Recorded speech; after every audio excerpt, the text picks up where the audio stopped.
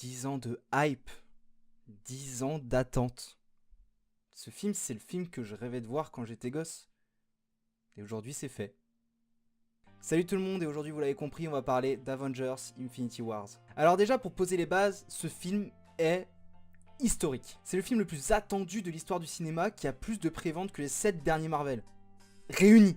C'est aussi le premier film qui met en lien autant de super-héros que nous connaissons et qui sont aussi célèbres, et c'est la première fois qu'on a un univers aussi étendu au cinéma, et ce film regroupe tout cet univers. Et en plus, il arrive super bien à la réalisation des frères Rousseau, et certes très classique, c'est très Marvel, que ce soit au niveau de la musique, au niveau des décors, c'est absolument tout Marvel. Et là où ce film, vraiment, il sort des sentiers battus, il te fout une grande claque, c'est sur son ambiance. D'habitude, quand on va voir un film de super-héros, on sait ce qu'on va aller voir, le gentil va un peu galérer contre le méchant, et puis après il va gagner plus ou moins rapidement. Et cet Avengers Infinity Wars, c'est complètement l'opposé. Quand tu rentres dans la salle, tu as vraiment l'impression que chaque héros peut mourir à chaque instant, et tu as surtout cette sensation absolument géniale que ce film peut complètement bouleverser le MCU, le Marvel Cinematic Universe tel qu'on le connaît. Il y a notamment une scène dont je parlerai un peu plus dans la partie spoil, qui te fait dire « Ok, c'est chaud, ils sont dans la merde à un point pas possible. » Et l'un des plus grands tours de force du film aussi, c'est justement ces personnages. Réussir à traiter aussi bien un aussi grand nombre de personnages, c'est presque du génie. Il y a certes quelques personnages qui sont mis un petit peu au second plan, comme Black Widow, le Faucon, War Machine, en fait toute la clique de Captain America, parce que même Captain America et Bucky, on les voit un petit peu moins que les autres. Mais sinon, les relations entre les personnages sont excellentes. Que ce soit entre les Avengers et les Gardiens de la Galaxie, entre Tony Stark et Doctor Strange, que ce soit Spider-Man d'ailleurs, Spider-Man qui pèse totalement, qui est le Spider-Man de ton enfance, c'est génial.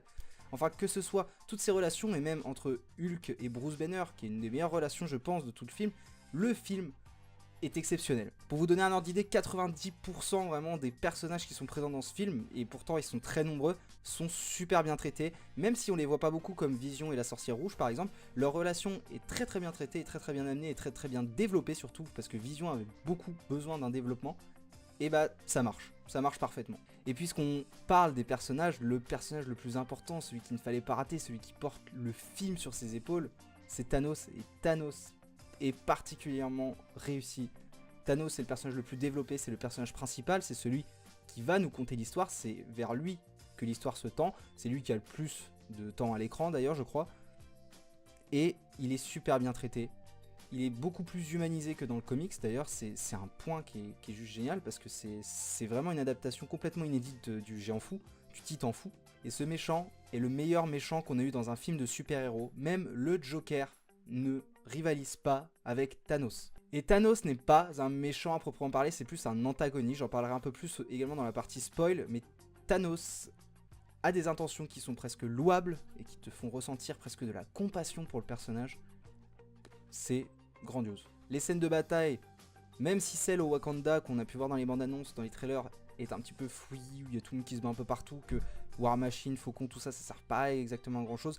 Il y a certains combats qui sont particulièrement bien foutus. Le premier combat avec Doctor Strange, Iron Man, Spider-Man et Wong, je crois, le disciple de Doctor Strange, est juste particulièrement bien chorégraphié. Pareil pour les combats contre Thanos. Les combats contre Thanos, ils sont juste... ils sont au-dessus. Le film est beau. Il y a une scène également, une scène qui n'a rien d'exceptionnel, une scène juste où on voit Thanos avec le paysage. Et cette scène, elle est tellement belle, c'est la beauté dans la simplicité. C'est affolant comment c'est beau ce film. En résumé, pour les personnes qui vont quitter la vidéo avant la partie spoil, parce que je vais essayer vraiment de faire un peu court pour pas trop vous saouler avec tous les points du film. Ce film, c'est des personnages géniaux, un scénario cool, gargantuesque, j'ai pas d'autres mots, des scènes de bataille super bien ficelées, des relations nickel entre les personnages, un méchant charismatique, meilleur méchant super-héros, et ce film est historique et va transformer complètement tout le cinéma de super-héros tel qu'on le connaissait avant. Là il y avait un peu de Marvel, un peu de DC, des fois il y avait des petits super-héros qui arrivaient comme ça, des petits films de super-héros. Je pense que c'est fini. Marvel a posé un univers juste fou, et ils n'ont plus de limites. Bientôt, avec le rachat des X-Men et tout, on aura des crossovers avec les Avengers, les X-Men, Deadpool, on aura tout, et ils vont partir dans du n'importe quoi comme dans les comics. Ça va être génial. Bon, on va commencer la partie spoil, donc je dis au revoir à ceux qui nous quittent et n'hésitez pas à laisser un pouce bleu, à laisser un commentaire, à partager pour me donner un peu de visibilité, à vous abonner pour ne rien rater. Et bah j'ai tout dit, donc on va commencer la partie spoil. Bon, on va commencer avec une petite note de légèreté avec 2 caméos que j'ai énormément apprécié. Le premier, c'est celui de Tyrion Lannister qui joue un nain géant. Je trouve le concept particulièrement drôle en passant. Et le deuxième caméo qui vraiment m'a scotché, c'est Motherfucking Crâne Rouge qui avait disparu totalement du MCU depuis Captain America 1, depuis la fin, et que je pense personne n'attendait de revoir là en tant que gardien de la pierre de l'âme. C'était une énorme surprise. Ce film a un énorme point positif, c'est Thanos, et comme je le disais tout à l'heure, Thanos n'est pas un méchant, c'est un antagoniste. Thanos, en gros, ce qu'il veut, c'est effacer la moitié des habitants de l'univers pour conserver les ressources naturelles et que la prospérité gagne les autres habitants qui survivront. Et la scène de fin.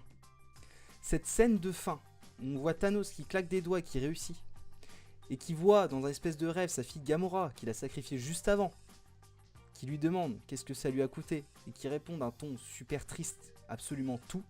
Cette scène, elle est magnifique.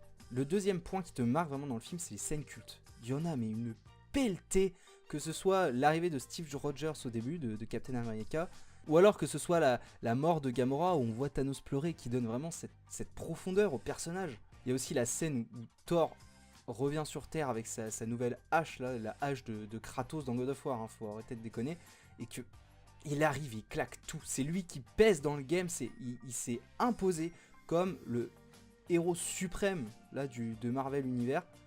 Putain, il venait, il déglinguait tout, c'était le dieu du tonnerre. Il y a 2 scènes aussi qui ont l'air de pas grand chose, mais qui vraiment impactent énormément. C'est déjà la scène où Black Panther et Steve Rogers, au début de la bataille du Wakanda, courent tous les deux devant comme les leaders qui sont. Cette scène, en termes de symbolique, elle est ouf. Et la deuxième scène, c'est la scène où Doctor Strange, qui est en pleine méditation, est en train de regarder tous les futurs possibles. Cette scène, elle m'a énormément marqué, parce qu'il annonce que il y a, je sais pas, 14 millions de futurs possibles au dénouement de cette guerre. Et quand Iron Man, quand Tony Stark lui demande dans combien de scénarios possibles il gagne, il répond 1. Ça te pose le danger. Ça te montre à quel point le danger il est là, il est présent. Et il peut tout détruire. Il peut tout renverser dans le MCU. Bon, cette vidéo a assez duré, donc on va la finir un petit peu en parlant rapidement de la fin et de la scène post-générique. La fin qui est juste géniale, Thanos qui réussit, qui tue la moitié des héros du Marvel Universe, qui tue Peter Parker, surtout Spider-Man, c'est la mort la plus choquante je pense, parce que il meurt en disant qu'il veut pas mourir, et dans les bras de son espèce de père spirituel, c'est dur. Cette fin est très très dure, elle est limite choquante, parce que c'est la première fois où on voit quand même des héros aussi grands mourir au cinéma, et cette fin à la limite tu prends sans te soucier du film d'après, bah elle marche quand même si t'as un goût, tu te dis ah il y a sûrement une suite, mais tu peux la prendre comme ça et te dire ouais ça marche comme fin. Bon, c'est un peu incomplet, ça te laisse un arrière-goût dans la bouche, mais ça marche quand même. Et cette fin, s'il n'y avait vraiment pas d'autres films derrière, bah elle serait juste géniale. Elle renverserait tous les codes des films de super-héros où le méchant, qui est pas vraiment un méchant, gagne, mais c'est une bonne chose pour l'univers, mais les super-héros sont morts, enfin, c'est ouf. Et la fin m'avait totalement fait perdre d'intérêt la suite avec le deuxième film, parce que je m'étais dit qu'ils auront jamais le temps de mettre de nouveaux personnages, de nouvelles mécaniques, ce serait juste, ils vont péter la gueule à Thanos et ils vont reset tout avant que Thanos détruise les autres Avengers. Et en fait, la scène post-générique où on voit Nick Fury qui disparaît, qui est sûrement la mort qui m'a le plus choqué d'ailleurs, c'est Nick Fury. Nick Fury, normalement, ne meurt pas. Enfin, c'est très choquant de voir Nick Fury mourir. Et la scène où il fait tomber ce petit objet, je sais pas exactement ce que c'est, qui envoie un signal et qui fait apparaître le logo de Captain Marvel. Ça redonne toute la hype pour le film précédent, pour le film suivant, pardon. Parce que Captain Marvel sera introduit genre un mois avant. Et on pourra le voir dans ce film. Et Captain Marvel, enfin, on va pouvoir la voir dans ce film. Et Captain Marvel, elle va tout renverser. Elle va péter la bouche de Thanos. Et vraiment, ça m'a totalement réhypé pour la suite, juste pour voir Captain Marvel. Bon, voilà, c'est la fin de la vidéo. J'espère que je vous ai pas trop saoulé, et que je me suis pas trop éparpillé dans différents points. En tout cas, ce film, je pense qu'il est mythique dans le cinéma de super-héros, mais aussi dans le cinéma, dans tout le cinéma, dans toute l'histoire de cinéma. Et en tout cas, si vous avez aimé cette vidéo, n'hésitez pas à mettre un pouce bleu, à laisser un commentaire pour me donner votre avis sur le film, parce que je crois que je suis un peu trop fanboy de ce film pour avoir un avis objectif. N'hésitez pas également à vous abonner pour ne rien rater, et également à partager la vidéo si vous l'avez appréciée, pour me donner un peu de visibilité et pour me permettre à d'autres gens de me connaître et pour que je puisse partager mon travail que j'aime faire à d'autres personnes. Et en tout cas, je vous dis à la prochaine fois pour une nouvelle vidéo.